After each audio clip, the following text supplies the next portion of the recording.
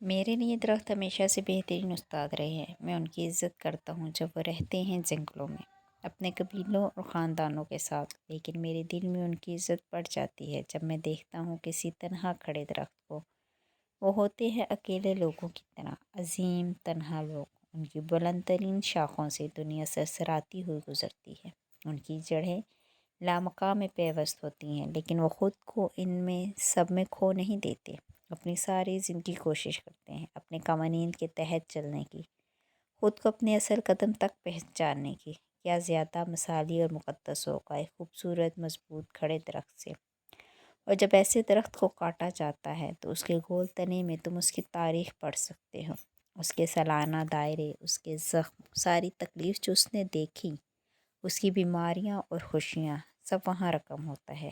تنگ دست سال کے دائرے اور خوشحال برس کے دائرے، وہ حملے جو اس نے برداشت کیے، وہ طوفان جو اس نے جھیلے۔ ہر کسان کو معلوم ہوتا ہے کہ سب سے سخت اور نفیس لکڑی ہوتی ہے اس درخت کی جس کے دائرے سب سے تنگ ہوتے ہیں، اور سب سے مضبوط اور نہ تباہ ہو سکنے والے درخت اگتے ہیں بلند پہاڑوں اور پرخطر چوٹیوں پر۔ درخت خانقاہیں ہیں جس کو ان کی زبان سننے آتی ہے۔ وہ جان سکتا ہے ان کا سچ۔ وہ علم یا تصورات نہیں پڑھاتے، بلکہ وہ سمجھاتے ہیں زندگی کا قدیم ترین قانون۔ ایک درخت کہتا ہے تم سے کہ میری قوت ہے میرا ایمان۔ میں نہیں جانتا اپنے باپ دادوں کو یا ان اولادوں کو جو ہر بہار میرے بیج سے جنم لیں گی۔ میں صرف اس بیج کی زندگی جی رہا ہوں جس سے میں خود نکلا ہوں۔ مجھے اس بیج کو اس کی بہترین بلندی تک پہنچانا ہے، ایک مکمل درخت بن کے۔ مجھے اپنی جہد مقدس لگتی ہے، اور جب تم پریشان ہوتے ہو تو یہ درخت تمہیں کہتے ہیں کہ تم پریشان اس لیے ہو کہ تمہاری راہیں تمہیں اپنی ماں اور اپنے گھر سے دور لے جا رہی ہیں، لیکن وہ ہر قدم جو تم اٹھاؤ گے وہ تمہیں دراصل ماں کے قریب لے جا رہا ہے۔ گھر نہ یہاں ہے نہ وہاں ہے، انسان کا گھر اس کے من میں ہے، یا وہ کہیں نہیں ہے۔ ہر قدم گھر کی طرف ہی جاتا ہے، ہر قدم نیا جنم ہوتا ہے، ہر قدم موت ہوتا ہے، ہر قبر ماں ہوتی ہے۔ درخت ہم سے زیادہ عقلمند ہوتے ہیں جیسے ان کی زندگیاں ہم سے لمبی ہوتی ہیں۔ جس نے بھی درختوں کی زبان کو سننا سیکھ لیا وہ کبھی بھی درخت نہیں بننا چاہتا، وہ کچھ بھی نہیں بننا چاہتا سوائے اس کے جو وہ خود اصل میں ہیں۔ یہی ہے تمہارا گھر اور یہی ہے تمہاری خوشی۔ نشاد نتاشی استنبول کی خوبصورت اسٹریٹ کے کارنر پہ ایک بوتیک بیکری تھی جو گلابی پھولوں سے سجی تھی۔ اندر کا سارا ڈیکور بھی پیسٹل کلر میں رکھا گیا تھا۔ بیکری کے کچن میں بیربل شیف یونیفارم پہنے کھڑا تھا، بال جالی دار ٹوپی میں مکی تھے۔ اس کے سامنے اسٹینڈ پر کیک رکھا تھا جس کے اوپر وہ جھک کے احتیاط سے ڈیکور کر رہا تھا۔ دفتر سر اٹھا کے گردن دائیں بائیں گھمائی تو نظر دیوار پر آویزہ ٹی وی اسکرین پر پڑی۔ وہاں سی سی ٹی وی کیمراز کی فوٹیج نظر آئی تھی۔ وہ چونکا۔ بیکری کے دروازے کو کھول کر زرینہ اندر آتی دکھائی دے رہی تھی۔ بیربل کے چہرے پر مسکراہٹ ظاہر ہے۔ شش! ہونٹوں سے آواز نکال کے ساتھ کام کرتے ہوئے انٹرن شیفز کو پکارا۔ وہ جو دونوں ہاتھوں سے ڈو گوندھ رہا تھا فوراً قریب کھسکا۔ حاضر شیف، کل سے میں نے تمہیں ڈو بنانا سکھائی تھی، آج میں تمہیں سکھاؤں گا کہ شیطان کی انگلی لگا کے تماشا کیسے دیکھتے ہیں۔ دروازہ دھڑ سے کھلا تو وہ دونوں تیزی سے دور ہوئے۔ زرینہ کی ناک پر غصہ دھرا تھا اور وہ لانگ بورڈ سے ٹک ٹک چلتی تیزی سے ان کی طرف آ رہی تھی۔ اس نے سفید مڈی ڈریس پہن رکھا تھا اور بالدار بال کندھوں پر پھیلے تھے۔ یہ تم کیا باتیں پھیلا رہے ہو؟ وہ اس کے سر پہ پہنچی ہتھیلی ورک ٹیبل پر رکھ کر آگے سے جھکی، آنکھوں سے شرارے پھوٹ رہے تھے۔ وعلیکم السلام زہرا، میں خیریت سے ہوں، پوچھنے کے لیے شکریہ۔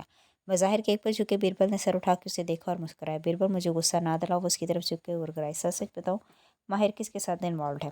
بیربل نے گہری سانس لی اور سیدھا ہوا۔ اب ان دونوں کے درمیان صرف ایک کیک تھا۔ کبھی سوچا مجھے کتنا برا لگتا ہوگا جب تم ہر بات میں صرف ماہر کے لیے فکر مند ہوتی؟ بیربل سے تو کوئی پیار نہیں کرتا۔ زہرا کی برداشت اب ختم ہو چکی تھی۔ اس نے ساتھ رکھی چھری اٹھائی، کیک کے اوپر جارحانہ انداز میں لے گی، گویا اس کے اندر گاڑنے لگی۔ اچھا بتاتا ہوں۔ بیربل نے جلدی سے دونوں ہاتھ کھڑے کیے۔ پوچھو، کیا پوچھنا چاہتی ہو؟ ماہر کیا کرتا رہا ہے اتنے مہینے؟ تم اس کی بیسٹ فرینڈ ہو نا، خود پوچھ لو۔ وہ ایک نظر زہرا کے چھری والے ہاتھ کو دیکھتا اور دوسری کیک پر ڈالتا۔ البتہ اس کے ہاتھ تیار تھے، ادھر وہ حملہ کرے ادھر وہ کیک نیچے سے کھینچ لے۔ وہ بدل گیا ہے، وہ غصے سے بولی، لیکن آواز میں بے بسی تھی۔ کچھ ہوا ہے اس کو؟ وہ پہلے ہر بات مجھ سے شیئر کرتا تھا، اب جیسے اپنے ہول میں چلا گیا ہے۔ تم جیلس ہو کیا؟ بیربل کی نظر اس کے ہاتھ میں پڑی چھری پر تھی۔ میں کیوں جیلس ہوں گی؟ وہ سنبھل کے مسکرایا۔ میں بطور ایک دوست اس کے لیے فکر مند ہوں۔ How sweet! بیربل نے مینی خیز انداز میں پلکیں چپکائی۔ پھر؟ زہرا نے سوالیہ انداز میں بر اٹھایا۔ کون ہے وہ لڑکی؟ پہلے چھری، پھر لڑکی۔ उसने हाथ बढ़ाया। ज़ारा चंद लम्हे से घूरती रही, फिर ज़ोर से छुरी से थमाई। मैंने उसे सिर्फ एक दफ़ा देखा था। वो रिलैक्स अंदाज में छुरी दूर रखते हुए बताने लगा, मुझे बस इतना मालूम है कि माहिर अफंदी को लड़की पसंद है और लड़की को पौधे, और ये इश्क का काम ऐसा है कि वो बहुत जल्दी से निकल नहीं सकेगा। ज़रीना कुछ देर के लिए कुछ बोल न सकी, बदिक्कत अल्फाज जमा किए। लेकिन इन दोनों के दरमियान जो भी था वो ख़त्म हो गया है ना। और जैसे खुद को उम्मीद दिला रही थी, माहिर उसे छोड़कर आगे है, वो नॉर्मल तरीके से काम कर रहा है, वो इसे भुला देगा। बीरबल धीरे से, समय माहिर की रग रग से वाकिफ़ हूँ, उसे पहली दफ़ा मोहब्बत हुई है और वो इसे अगले कई साल नहीं भुला सकेगा। ये जो इतने दिन से वो कैफ में रिपोर्ट की तरह काम करता दिखाई दे रहा है ना, ये सब अदाकारी है ज़ारा। वो लड़की एक दफ़ा इसके सामने आ जाए, इसका खौल फ़ौरन टूट जाएगा। माहिर अपने महबूब लोगों से दस्तबरदार नहीं हुआ करता। बेकरी किचन में चंद लम्हे के लिए खामोशी छा गई। सिर्फ बेकर्स के दाएं बाएं चलने की चाप सुनाई दे रही थी। कैसी है वो एकदम बिल्कुल संजीदा सी बोली। खूबसूरत, टैलेंटेड, ग्रूम्ड। माहिर को क्या पसंद है उसमें? बीरबल रुक गया। उसने सोचने की कोशिश की। मालूम नहीं, कहती हो तो पूछ के बता दूं। वैसे भी वो गमे इश्क का शिकार है, शायद उसी याद में कोई गज़ल ही कहते। बाबा ने उसे कैसे राज़ी किया लंदन जाने के लिए? ज़ारा ने नज़रअंदाज करके अगला सवाल दागा। मुझे क्या मालूम, जैसे तुम्हारा बाप मशीन वैसे ही मेरा भाई मशीन। हम दो मशीनों की आपस में की डील्स वही जाने। वैसे बीरबल ने याद करने की तैयारी की। तुम्हारे वालिद साहब जानते हैं इस लड़की को? सारी तफसील है उनके पास। उन्होंने भी तुम्हें नहीं बताया? जरीना चौंक उठी। पहले चेहरे पर बेयकीनी उभरी और फिर जख्मीपन। पापा जानते हैं? हाँ बेशक, पूछ लो उनसे। जरीना मुतज़ब्ज़ब से उसे घूरे कि मुझे तुम्हारा यकीन नहीं है, तुम्हारे मुंह से अक्सर झूठ ही निकलते हैं। मेरा मुंह झूठा है, सही कम अज़ कम मेरा अपना है। आगे झुककर उसके करीब सरगोशी की, क्योंकि इसको किसी बोटक्स ने नहीं छुआ। ज़ारा तेज़ी से पीछे हुई और उसकी रंगत बदली। बदतमीज़। उसे से पैर ज़मीन पर मारा और मुड़ गई। मुस्कुरा कर उसे चाहते देखता रहा। ऐसे लगाते हैं शैतान की उंगली। अब होगा बाप बेटी में झगड़ा। फखर से साथ खड़े इंटर्न्स को बताया, जो बहुत अकीदत से उसे देख रहे थे। लेकिन बीरबल भाई, आपको इससे क्या फ़ायदा होगा? देखो दोस्त, उसने इंटर्न्स के कंधे पर हाथ रखा और समझाने वाले अंदाज में बोला, हर बात फ़ायदे या नुकसान के लिए नहीं की जाती। कुछ चीज़ें मैं अपने अंदर के शैतान के हाथों मजबूर होकर करता हूँ। जितना साहब मेरे भाई और चचा मुझे देते हैं, ये तो उसके मुकाबले में कुछ भी नहीं है। सीखो मुझसे। वाई बे, आप बहुत ज़हीन है शेफ़।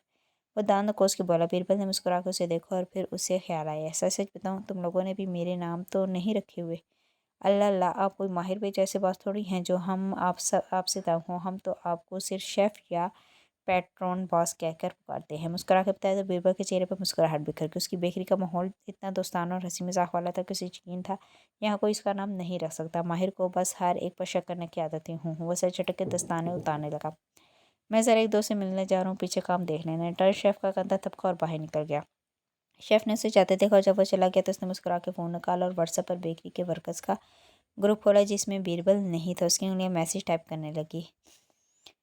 पिनोक्यू बेकरी से चला गया है, रात तक नहीं आएगा। आज काम के बाद पार्टी करेंगे। मुस्कुरा के फ़ोन रखा और काम में मसरूफ़ हो गया। पिनोक्यू एक फेरी टेल किरदार है जो झूठ बोल दे, मस्से खड़े करने के लिए मशहूर है। मुबीन मंज़र पर शाम उतरते ही किचन से खाने की महक उठने लगी। जब तक माँ खाना बनाती थी ऐसी बरकत होती कि कम नहीं पड़ता था, लेकिन जब से किचन का चार्ज बख्तबी के हाथ में आया था, उससे दोपहर का सालन शाम तक नहीं बचता था। माँ बिस्मिल्लाह पढ़े बगैर खाना शुरू नहीं करती थी। इनका कहना था कि अगर खाने के बर्तन में हाथ डालने से पहले बिस्मिल्लाह पढ़ ली जाए तो इसमें खाने में ना बेबरकती होती है और ना ही इसमें मिला हुआ जहर या जादू असर करता है। लेकिन वक्त भी ऐसी बातों पर कम ध्यान देती थी, इसलिए आज फिर सरेशाम पुलाव बनाने शुरू हो गई थी। माला इस वक्त माँ के साथ कमरे में बैठी थी। इसका जहन ज़ियाद के रिश्ते वाले मामले में उलझा हुआ था। दफ्तर माँ ने उसे आवाज़ दी कि इन्हें बाथरूम ले जाए। मोहित लाउंज में बैठा कानों में हैंड फ्री चढ़ाए यूट्यूब पर कोई वीडियो देख रहा था और बख्त भी किचन में लगी थी। तभी उन्होंने माला को पुकारा था, वरना वो अब कोशिश करती थी कि अपना बोझ बख्त भी पर डालें।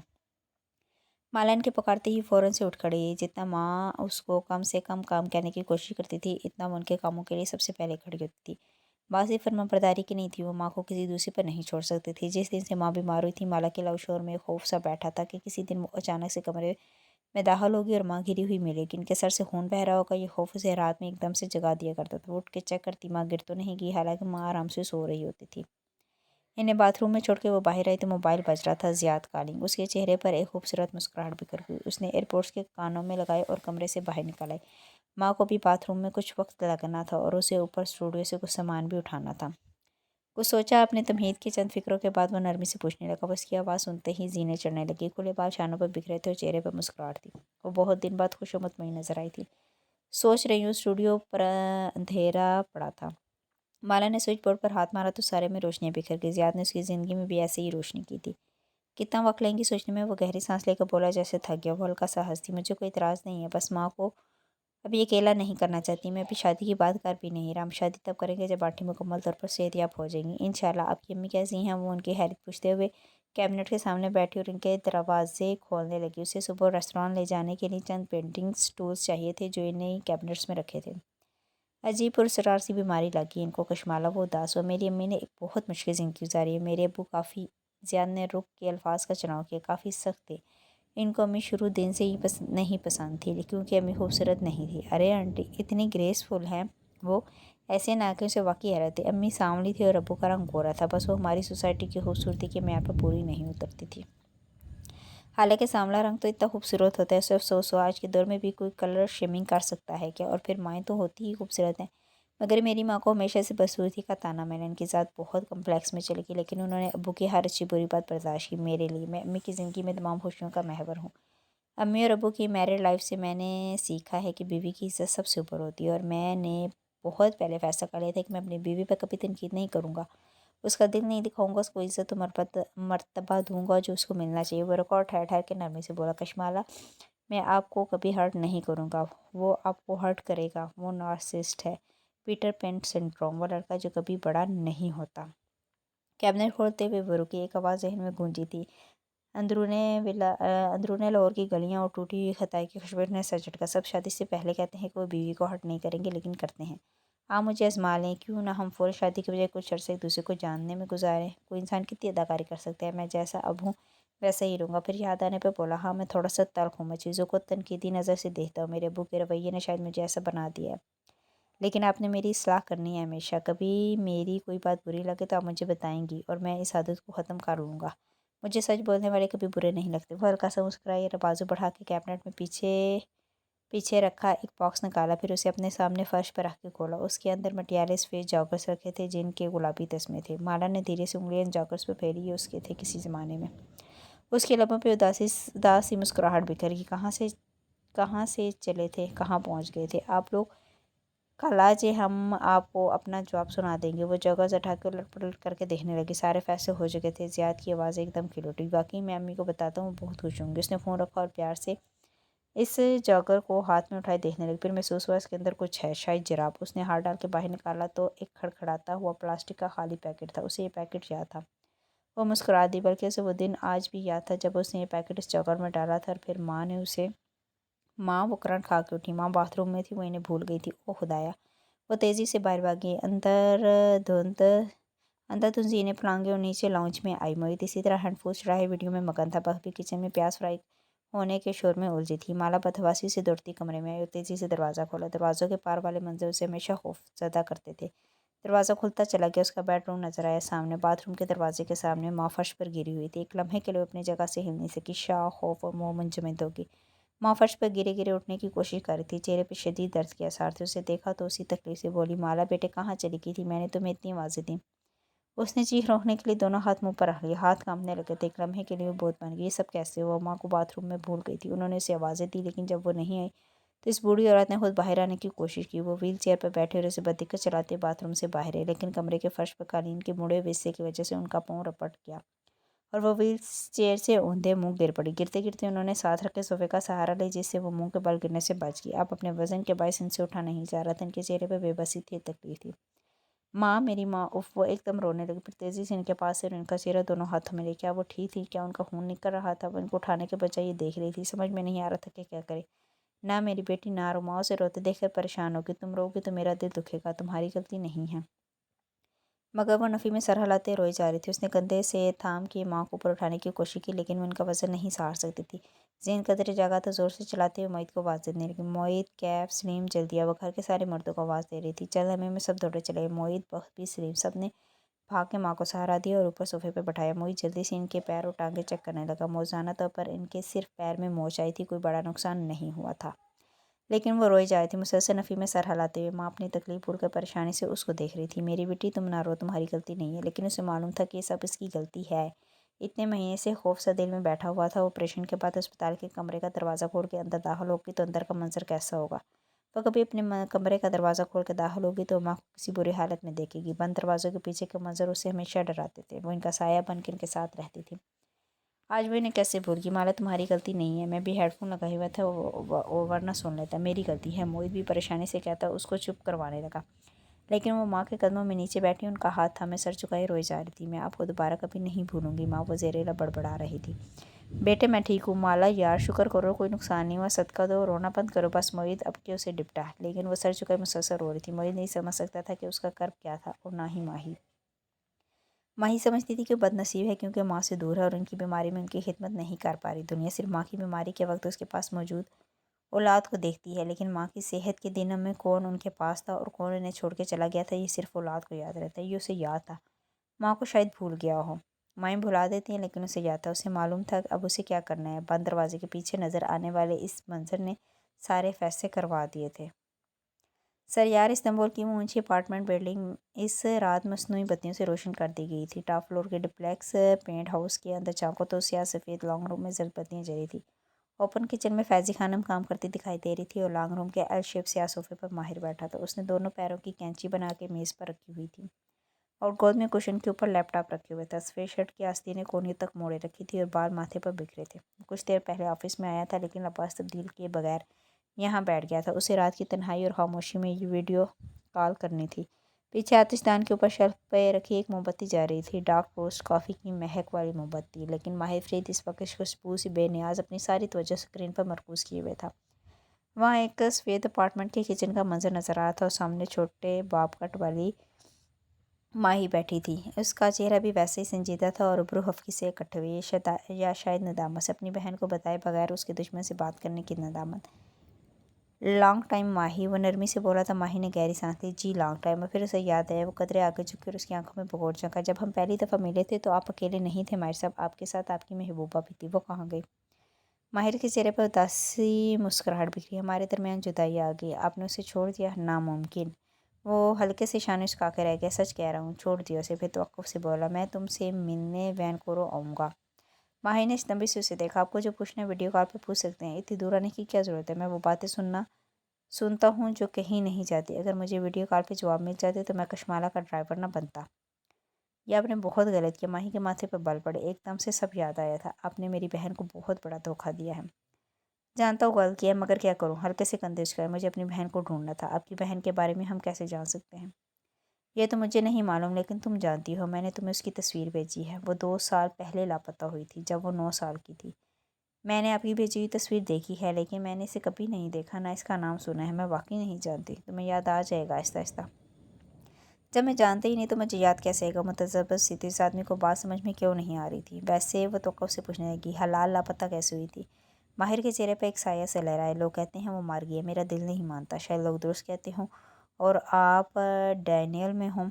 वो ज़िंदा है और मेरा इंतज़ार कर रही है। मुझे सिर्फ उसे ढूंढना है। वो बहुत सुकून और यकीन से कह रहा था। वो अब भी वैसा ही था। वही सब मुझे सब मालूम होता है वाला अंदाज़। आपने माला से पूछा? माहिर ने इस बात में सर हिलाया। जहन चंद लम्हे के लिए मुबीन मंजिल में वापस चला गया।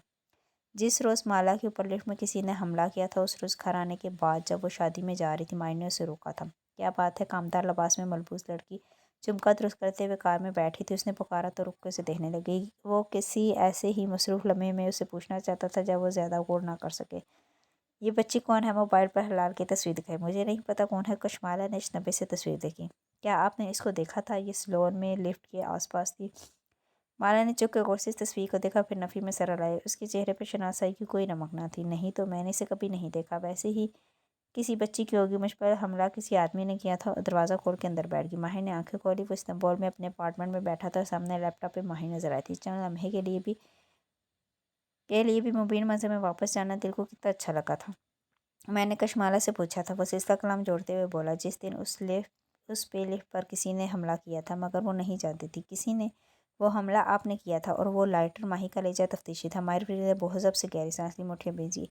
मैं इस पर हमला करके अपने ही नाम का लाइटर क्यों गिराऊंगा? किसी ने ये जानबूझ के किया था ताकि कश्माला को मेरा नाम मालूम हो जाए और वो माहिर फरीद को ढूंढते हुए कैश जमाल की असलियत तक पहुंच जाए। यानी आपके दुश्मन आप पर नज़र रखे हुए थे। माही ने इस बात में सर हिला दिया। मेरे दुश्मन पहले दिन से जानते थे कि मैं क्या कर रहा हूँ, लेकिन वो चाहते तो माला को साफ साफ बता सकते थे। लिफ्ट में हमले का ड्रामा करने की क्या ज़रूरत थी? आपके बारे में मालूमात इकट्ठी करके आपकी तस्वीर के साथ माला के पते पे भेजते थे। वो देखते ही आपसे सवाल करती, आप इनकार ना कर सकती। माहिर फरीद का खेल पहले ही दिन ख़त्म हो जाता। میں نے اس بارے میں بہت سوچا ہے، واقعی میرا دشمن یہ کر سکتا تھا، میرے بارے میں کشمالہ کو آگاہ کر دیتا اور مجھے نوکری سے نکال دیتی، لیکن پھر وہ یہ ضرور سوچتی کہ اسے یہ معلومات کس نے بھیجی ہیں، اور یوں وہ جان جاتی کہ اس کہانی میں کوئی تیسرا کردار بھی ہے، مگر میرا دشمن ایسا نہیں چاہتا تھا۔ اس نے ہمیشہ مجھے ولن بنا کے پیش کیا ہے، اب بھی اس نے یہی کرنا تھا۔ ماہی چونکہ آپ جانتے ہیں اپنے دشمن کو۔ اس نے گہری سانس لی۔ میں صرف اتنا جانتا ہوں کہ اس کا نام سرکار ہے اور وہ ایک بوڑھا عامل جادوگر ہے، وہ بہت عرصے سے میرے پیچھے ہے۔ لمبی کہانی ہے، پھر سناؤں گا۔ ابھی صرف اتنا جان لیں کہ میں برسوں سے اس سرکار کو ڈھونڈ رہا ہوں اور مجھے مل نہیں رہا۔ صرف وہ حلال کے بارے میں جانتا ہے، اور اس سرکار اور حلال تک کیسے پہنچنا ہے یہ صرف پورے جہاں کی بیٹی جانتی ہے، وہ بیٹی جس کو میں جانتا ہوں، یعنی کہ تم۔ یہ سب آپ کو کسی نے بتایا تھا؟ ہاں، اس نے ضرورات میں سر ہلا دیا، جیسے اس سے زیادہ وہ نہیں بتائے گا، ہر بات کا اپنا ایک وقت ہوتا ہے۔ لیکن کشمالہ حلال کے بارے میں نہیں جانتی تھی۔ پھر آپ 2 ماہ اس کے ساتھ کیوں رہے؟ ماہی کی آنکھوں میں مشکوک سا تاثر ابھرا تھا۔ ماہر نے گہری سانس لی۔ اس سوال کا جواب وہ خود بھی ڈھونڈ رہا تھا۔ پتہ نہیں، شاید اس لیے کہ کشمالہ کے ساتھ ہونے والے واقعات جادو کی نشاندہی کرتے تھے۔ میں نے سوچا شاید اس پر بھی وہی سرکار جادو کرا رہا ہو، مگر اگر مجھے کشمالہ کا دشمن مل جائے، کیونکہ دشمن ہی جادو کرواتے ہیں، تو میں اس کے ذریعے سرکار کو ڈھونڈ لوں گا۔ یعنی آپ کشمالہ کے ڈرائیور بنے تھے، اس کے جادوگر کی تلاش میں جس پہ جادو کروا رہا تھا، کیونکہ آپ کا دشمن بھی وہی تھا۔ ماہی کو بلاخر اس کا مقصد سمجھ میں آنے لگا۔ ہاں، مجھے کشمالہ کے دشمن کو ڈھونڈنا تھا۔ اس کی تصویر ملی تھی مجھے سرکار کے البم سے، اس سے مجھے یقین ہو گیا کہ سرکار کشمالہ کو جانتا ہے۔ میں اتنے ماہ اپنے اور کشمالہ کے خاندان کے درمیان کوئی لنک ڈھونڈنے کی کوشش کر رہا تھا۔ پھر کچھ ملا؟ کچھ خاص نہیں۔ ماہر فرید اور کشمالہ میں ان کے خاندانوں میں کوئی لنک نہیں تھا۔ تمہاری کبیرہ تائی پر مجھے شک ہوا تھا، لیکن ان کا میرے خاندان سے کوئی تعلق نہیں تھا۔ البتہ وہ کھنکارا، کبیرہ بیگم نے ایک جادوگر ہائر کیا ہوا تھا تمہارے اوپر جادو کروانے کے لیے۔ ماہی ایک دم سیدھی ہو کے بیٹھی، آنکھیں پوری کھول گئی۔ دیکھا، میں کہتی تھی نا، کبیرہ تائی ہمارے اوپر جادو کرواتی ہے۔ ماہی کے اندازے کبھی غلط نہیں ہوتے۔ وہ لمحے بھر کے لیے ماہر فرید کے مالا کو دھوکہ دینے کا سارا غصہ بھول گئی۔ لیکن یہ کوئی عام سا عامل تھا، پیٹر مسیح نام کا۔ یہ وہ سرکار نہیں تھا جسے میں ڈھونڈ رہا تھا۔ وہ اسکرین کو دیکھتے ہوئے بڑے اطمینان سے اپنی کارگزاری بتا رہا تھا، اور ماہی یکٹک سنے جا رہی تھی۔ میں پیٹر مسیح کے پاس گیا تھا، وہ حلال کے بارے میں نہیں جانتا تھا، البتہ اس نے مجھے تمہاری تصویر دکھائی تھی۔ کبیرہ بیگم کافی عرصے سے تم پر جادو کروا رہی ہے، بالخصوص کا تمہارے بچے پہ۔ ماہی کی آنکھوں میں گلابی پن ابھرا۔ دونوں خاموش ہو گئے۔ وہ اس کی اس تکلیف سے واقف تھا، اسے یاد تھا ماہی اور اس کے بچوں کی موت، وہ بچے جو پیدا ہونے سے پہلے مر جاتے تھے۔ پریشان مت ہو، وہ نرمی سے بولا۔ میں نے اس پیٹر مسیح کا علاج کر دیا تھا، وہ تمہارے پر جادو نہیں کرے گا۔ آپ کو کیسے معلوم؟ آپ تو ادھر ہیں۔ ماہی، اس دفعہ تمہارے بچے کو کچھ نہیں ہوگا، اس نے نرمی سے تسلی دی۔ ایک آنسو ماہی کی آنکھوں سے ٹپکا۔ اور اگر کبیرہ تائی نے کسی اور کو ہائر کر لیا، کسی زیادہ خطرناک جادوگر کو، تب وہ خوفزدہ تھی۔ کیا معلوم کبیرہ تائی اسی سرکار کو ہائر کر لیں؟ ایسے اتفاق نہیں ہوا کرتے ماہی کی کبیرہ بیگم پیٹر مسیح سے مایوس ہو کر جس جادوگر کو ہائر کرے وہ سرکار ہی نکلے، یعنی میرا دشمن۔ ماہر فرید نے ناک سے مکھی اڑائی۔ وہ بچکانہ بات کہہ رہی تھی، لیکن وہ میرے بچے کے پیچھے پڑی ہے، وہ کچھ نہ کچھ ضرور کرے گی۔ وہ بے بس تھی۔ کیا عذاب تھا یہ! کہاں سے آ گیا تھا یہ جادو ان کی زندگی؟ وہ زخمی سے مسکرایا۔ میں نے تم سے کئی برس پہلے کہا تھا ماہی کہ تمہارے بچے کی زندگی لکھی جا چکی ہے۔ ہم عربی میں کہتے ہیں کہ مکتوب۔ وہ بے اختیار بولی۔ مکتوب؟ ماہر نے اس بات میں سر ہلایا۔ اگر تمہارے بچے کی زندگی ہے تو کوئی جادو اس کو تم سے نہیں چھین سکتا۔ اگر نہیں ہے تو تمہاری کوئی احتیاط اس کو بچا نہیں سکتی۔ ماہی نے دھیرے سے سر ہلایا اور ناک سے گیلی سانس اندر کھینچی۔ تھینک یو ہر چیز کے لیے۔ پھر اس نے آنکھیں صاف کی۔ لیکن آپ نے مالا کے ساتھ بہت برا کیا۔ اس نے جواب نہیں دیا، بس گردن موڑ کے کھڑکی کے سیاہ پردوں کو دیکھنے لگا۔ ہر بات کا جواب نہیں ہوتا، اور آپ کو تو کوئی فرق ہی نہیں پڑا۔ اب کہ ماہی کو اس پر غصہ آیا۔ امیر آدمی ہونے کے فائدے۔ آپ نے ٹکٹ لی اور اپنی زندگی میں واپس چلے گئے، اسے معافی تک نہیں مانگی۔ کیسی ہے وہ؟ وہ بھی تک گردن موڑے باہر دیکھ رہا تھا۔ یہ سوال پوچھنے سے ہی تکلیف ہو رہی تھی۔ گالیاں نکال رہی تھی آپ کو؟ وہ ہلکا سا مسکرایا، واپس اسکرین کو دیکھا۔ اچھا، جیسے محفوظ ہے۔ مثلاً کون سی گالیاں؟ ماہی کو اس میں مزید غصہ۔ اس ٹھیٹ آدمی کا خول اتنا مضبوط تھا کہ اسے فرق ہی نہیں پڑ رہا تھا، لیکن وہ بھی ماہی تھی، ابھی اڑاتی ہے اس کی رنگت۔ ٹھہرو ذرا ماہر صاحب، آپ نے اس کا اعتبار توڑا ہے، وہ آپ کو کبھی معاف نہیں کرے گی۔ مجھ سے بات کرنے پہ وہ تمہیں معاف کر دے گی؟ ماہی نے غور سے اسے دیکھا۔ یہ شاید تم نے ابھی تک اسے نہیں بتایا۔ میں اسے بتا دوں گی۔ اچھا، ماہی کی رنگت پہ تیزی سے بولی۔ یہ میرا اور اس کا معاملہ ہے، ویسے بھی میں اس کو ان دنوں میں ڈسٹرب نہیں کرنا چاہتی۔ ان دنوں وہ چونکا۔ کیا ہوا؟ آپ کی امی ٹھیک ہیں؟ ہاں، وہ ٹھیک ہیں۔ اصل میں لہجہ سرسری بنایا، مالا اور زیاد کی شادی ہونے جا رہی ہے، تو میں اس کی خوشی آپ کی وجہ سے کیوں خراب کروں؟ اس نے تیزی سے لیپ ٹاپ سے میز پر رکھا اور پیر نیچے اتارے، پھر بے یقینی سے اسکرین کو دیکھا۔ وہ زیاد سے شادی کر رہی ہے؟ اس کا سانس رک گیا تھا۔ ماہی نے تھیلی پر تھوڑی جما کے غور سے اسے دیکھا۔ آپ کو کیا فرق پڑتا ہے ماہر صاحب؟ مگر اس کے ماتھے پر پڑے بال بتا رہے تھے کہ اس سے کیا فرق پڑتا ہے۔ وہ اس سے شادی کیسے کر سکتی ہے؟ میں نے اسے منع کیا تھا۔ وہ آدمی زیاد جیسے منہ میں کرواہٹ گر گئی۔ وہ اس کے لیے ٹھیک نہیں ہے۔ اچھا، اور کچھ؟ ماہر نے سادگی سے پلکیں جھپکائی۔ وہ؟ ماہر نے ایک منٹھی بھینچی، چہرے پر شدید غصہ، پر غصہ اور بے بسی۔ وہ کشمالہ کے قابل نہیں ہے، وہ بہت اسے جیسے زیادہ کی شان میں کہنے کو الفاظ نہیں ملے تھے۔ ضبط کر کے گہری سانس تھی۔ تم اس کو سمجھاتی کیوں نہیں؟ اس کی بلند آواز پر فیضی خانہ بھی پلٹ کر اسے دیکھنے لگی۔ وہ زبان سے ناواقف تھی جن میں وہ گفتگو کر رہے تھے، لیکن وہ ماہر کا چہرہ پڑھ سکتی تھی۔ وہ ڈسٹرب لگ رہا تھا۔ اتنے دنوں سے خود پر تاریخ کے خول میں دراڑیں پڑ رہی تھی۔ کیوں؟ مجھے تو بہت پسند ہے۔ زیاد ماہی کی معصومیت ہنوز برقرار تھی۔ میں تو چاہتی ہوں ان دونوں کی شادی ہو جائے۔ مالا اس کے ساتھ بہت خوش رہے گی۔ ماہر نے برہمی سے اسے دیکھا۔ اس کا چہرہ غصے سے دہکنے لگا تھا۔ اس کی معصومانہ فکریں جیسے اس کے زخموں پر نمک ڈالے تھے۔ کتنا جانتی ہو تم اس آدمی کو؟ کزن ہے ہمارا اور بہت اچھا ہے وہ زور دے دے کر بول رہی تھی، لبوں پہ مسکراہٹ تھی۔ اچھا ہونے اور کیپیٹیبل ہونے میں فرق ہوتا ہے مبینہ بی بی۔ میں نے اسے منع کیا تھا کہ وہ اس سے شادی نہ کرے، وہ اس کو ہرٹ کرے گا، لیکن اس نے میری بات نہیں سنی۔ اور آپ کون تھے؟ ہاں، وہ آدمی جس نے اسے دھوکہ دیا۔ اتنا عرصہ اسے جھوٹ بولا، وہ آپ کی بات کیوں سنے گی؟ تمہاری سنے گی نا، تو سمجھاؤ اس کو کہ اپنی زندگی خراب نہ کرے۔ دروازہ کھلنے کی آواز آئی تو ماہر نے سر اٹھا کے راہداری کو دیکھا، پھر اس انداز میں بولا، میں چلتا ہوں، مجھے کچھ کام ہے۔ اس کا سارا موڈ خراب ہو گیا تھا۔ اسکرین پھوڑ کے پیچھے کو ٹیک لگا لی، ٹانگ پر ٹانگ جمائی اور لبوں پر مٹھی رکھے وہ کھڑکی سے باہر دیکھنے لگا۔ ماتھے پر ابھی تک بل پڑے تھے۔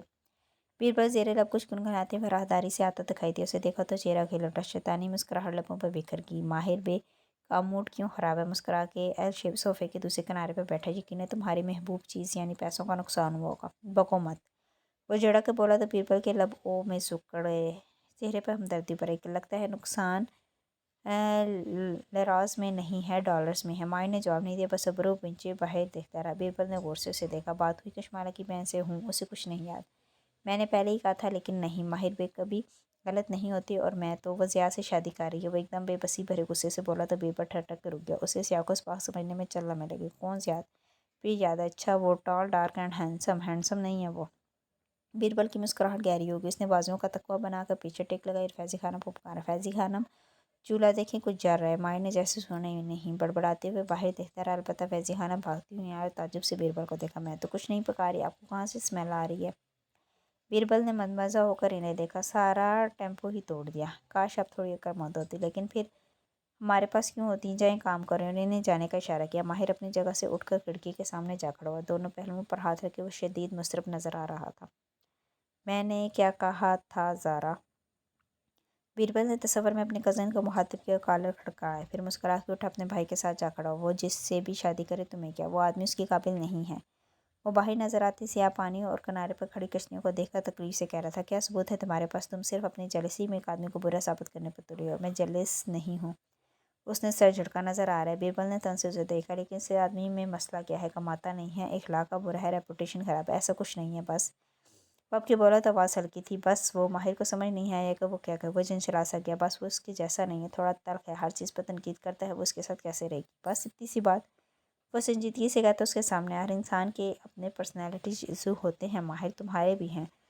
خود تمہارے ساتھ رہنا کتنا مشکل ہے، کوئی مجھ سے پوچھے۔ ایسے ہی اس زیاد کے اندر بھی تلخی ہوگی، ہمیں نہیں معلوم کہ اس کی وجہ کیا ہے۔ شاید گھر کا ماحول ایسا ہو، یا اس نے بچپن میں بہت دکھ دیکھے ہوں جس نے اس کو تلخ بنا دیا۔ بہت سے مرد تلخ ہوتے ہیں، لیکن اپنی من پسند بیویوں کے ساتھ وہ سیٹ ہو جاتے ہیں، پھر وہ برسر روزگار ہے، شریف ہے، ہینڈسم بھی ہے۔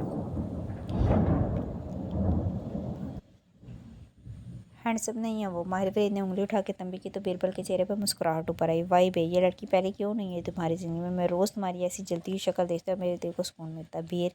ماہر نے گہری سانس لی، اب کی آواز میں بے بسی تھی۔ وہ اس کو ہرٹ کرے گا، اسے اس سے شادی نہیں کرنی چاہیے، پھر کس سے کرنی چاہیے؟ کسی سے بھی کر لے۔ ہاتھ جلا کے پھر سے باہر دیکھنے لگا، بس اس سے نہ کرے، کسی سے بھی کر لے۔ بیربل نے تعجب سے اسے دیکھا، اور تم کہاں ہو اس سب میں؟ میرا اور اس کا ایسا کوئی معاملہ نہیں ہے، مجھ سے ویسے ہی وہ نفرت کرتی ہے، میں اس کی زندگی سے جا چکا ہوں، لیکن تمہیں ہر اس شخص سے مسئلہ ہوگا جو اس لڑکی کی زندگی میں آئے گا۔ میں نے اسے منع کیا تھا کہ منع نہ کرتے ماہر، اس کا سامنا کرتے۔ وہ تیزی سے اس کے سامنے آئے، برہمی سے بولا، مرد بن کے اس سے معافی مانگتے اور اپنے منہ سے اس کو بتا دیتے کہ تم کیف نہیں ہو، تم ماہر فرید ہو۔ وہ کسی اور کے بجائے تم سے سنتی تو تمہیں معاف کر دیتی، اور اب بھی اگر وہ ناراض ہے تو تمہیں اس کے پیچھے جانا چاہیے تھا۔ میں کسی کے پیچھے نہیں جایا کرتا، واللہ ماہر فرید کسی کے پیچھے نہیں جاتا۔